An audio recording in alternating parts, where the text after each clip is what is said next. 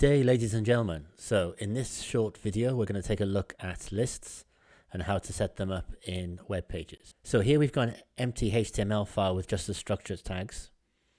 And what I'm going to do is just paste some text in here, which is a list of subjects. And so this should be displayed as a list. But when I press refresh, what you'll see is that the browser doesn't know to display this text as a list.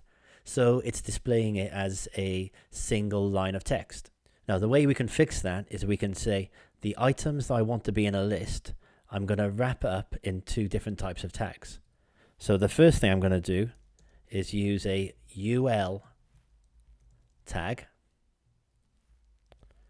and wrap up all of the items that I'm going to display in my list. Now UL stands for unordered list.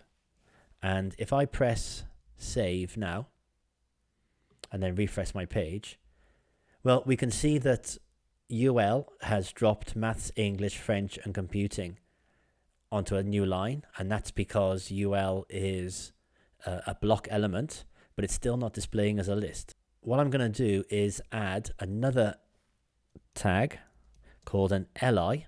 So LI stands for list item.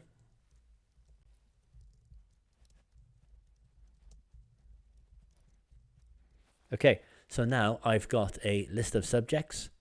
I've got an UL tag covering all of my items, and I've got each item into its own individual list item tag, LI tag. Now, when I press save and refresh, there's my list of items. Now, the other option I have, instead of an unordered list, is to use an ordered list.